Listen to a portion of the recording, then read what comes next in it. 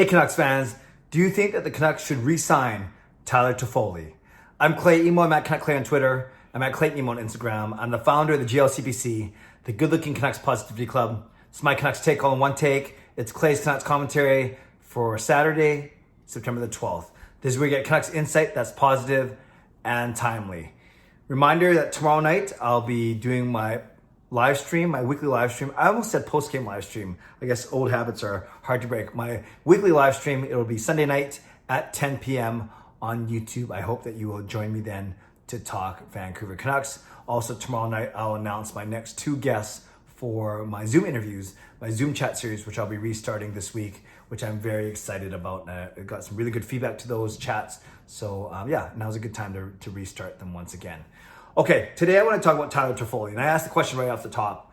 I asked the question, do you think we should re-sign him? And I think the answer is always depending on the term and depending on the money. And I talked about Tyler Motte yesterday, and I think, we could go 10 or 11 straight days talking about all the UFAs and RFAs of the Vancouver Canucks. As I mentioned, there's 6 UFAs and there are 5 RFAs. So that's 11 players that the Canucks need to make decisions on that are roster players right now. Then there's still the draft coming up. There's still trades, of course. So hopefully we'll have a lot to talk about this off season. So yesterday I talked about Tyler Motte, and most people, I talked about a $1.5 million contract for 2 years, and that seemed not to be that far off. Some were saying you got even more. Others were saying you can actually get him for less. So let's talk about Tyler Toffoli in the same vein.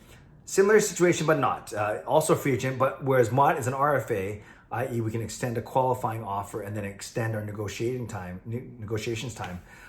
Tyler Toffoli is a UFA, so that means we have no advantage per se, aside from that we're the incumbent, but he could go wherever he wants as soon as free agency opens on October 9th. So obviously it's incumbent on the Canucks to make an offer if they want to take him, want to re-sign him. Now, it's interesting because Toffoli appeared on the Vancouver Canucks Twitter account yesterday, did a Zoom interview. Him and his long-running buddy, Tanner Pearson, met the media. And Toffoli actually said that he wants to stay in Vancouver, that's the priority right now. Now, you could say, well, wouldn't you always say that to...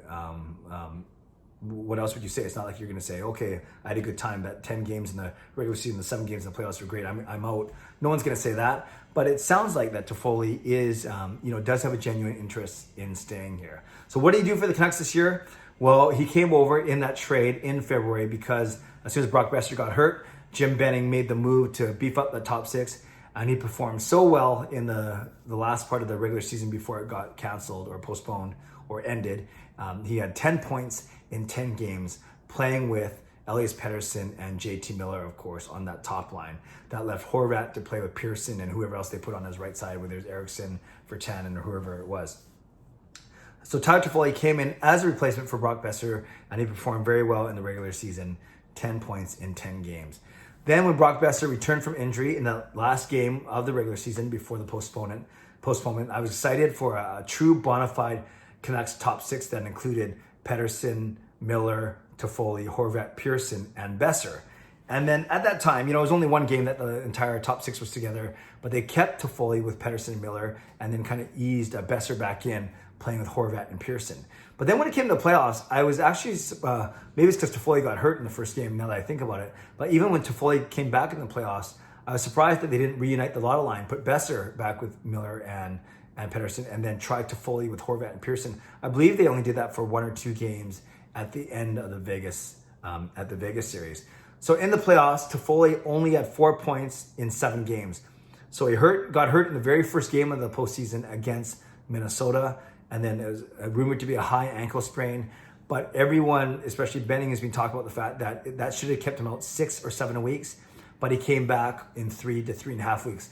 So he came back in half the time that an injury like that would typically take. And Toffoli even, he's like many of these hockey players, so humble, yet they don't like to make excuses. He said, everyone plays through injuries, everyone plays hurt in the playoffs, but I'm not sure everyone plays through a high ankle sprain. So for him to come back in half the time that was expected, to me, that shows a lot about his heart, about his character, and about how badly he wanted to contribute to this team.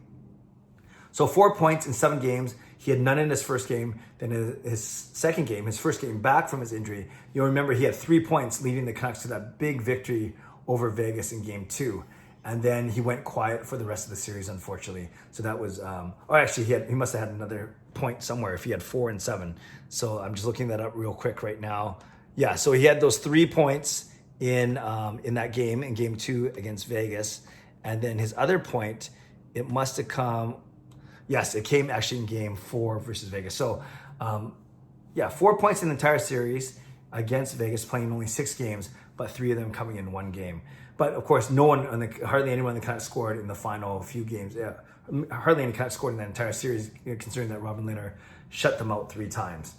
So in Toffoli, what's really interesting is a couple of things. The first thing I'll say is, in my head at first, I thought that it was either only Toffoli or Boeser, and maybe I didn't have the foresight to think that we can keep them both, because I was so worried about the salary cap problems of the Vancouver Canucks that I was thinking, I almost started to compare Boeser to Toffoli, and in my head tried to make almost justification for keeping one over the other, i.e. not trading Boeser but not resigning Toffoli.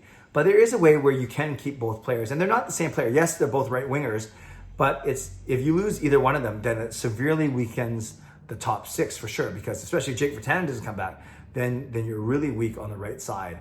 But then with both Boeser and Toffoli, and then Virtanen's a third option if he comes back or not. There's other guys you can play on the right as well.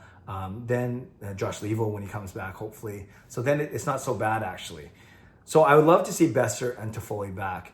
The one thing with Toffoli, he's 28 years old. So he's not old by any stretch of the imagination, but he's certainly not one of the younger guys. So he brings veteran leadership. He won a Stanley Cup with the LA Kings, all those good things.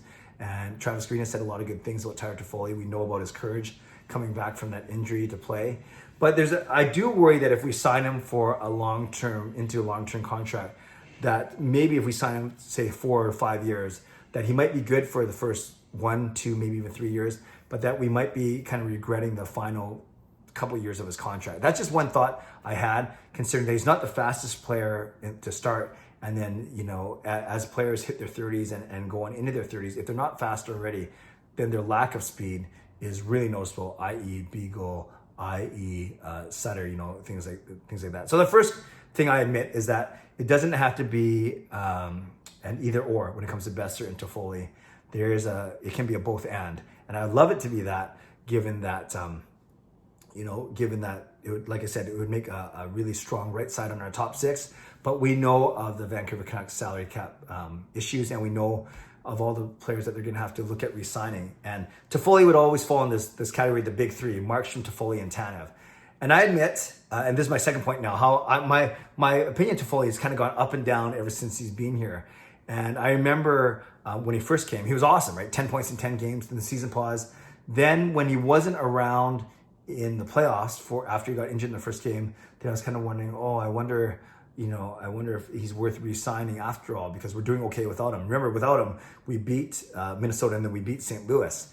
And then he came back, and not because he came back, we struggled against Vegas, but the whole team struggled against Vegas. And Toffoli himself, he started off with a bang, 4 points in the first 3 games of the series, and then went quiet for the last 3, although the Canucks were shut out in 2 of those 3, I think. So then even within the Vegas Golden Knights series, when he came back, I was really excited for him and about him, and then my enthusiasm tailed off a little bit. So it's kind of like a microcosm of the entire season. When he started, it kind of went like, I was happy when Toffoli came, and then when he got injured, we did fine without him. But then when he came back, I was so happy because he got those 3 points, and then he kind of tailed off a little bit. So already up, down in the span of really only 17 games playing with the Vancouver Canucks. Then I thought, Chris Tanev had such a good series against Minnesota and at the start of St. Louis. Then I said, maybe Toffoli's the third priority between Markstrom, Tanev, and Toffoli. Then Toffoli comes back and plays so well. And then Demko comes in, and I'm saying, is Markstrom even the priority anymore? So the Canucks, we know this. They have so many decisions to make this offseason, not just with Markstrom, Toffoli, and Tanev, but in the big picture overall, moving out money, recouping draft picks, all those things. So with Toffoli, after his entry-level contract, he then had a 2-year contract worth $6.5 million, so $3.25 million a year. And then his most recent contract, it was a 3-year contract, and it was average of $4.6 million a year, so a $14 million contract, $4.6 million a year. So what's he going to ask? What's he going to look for? It's probably going to be his last chance to do a big contract, right? Given, like I said, he's 28 years old. So he'll likely want a term of 4 or 5 or 6 years. That's my guess. Then we know that it's going to be a flat cap. We know it's not going to go up for at least a couple of years because of COVID. So what can you offer Tyler Toffoli? I think he's going to ask for $5 million.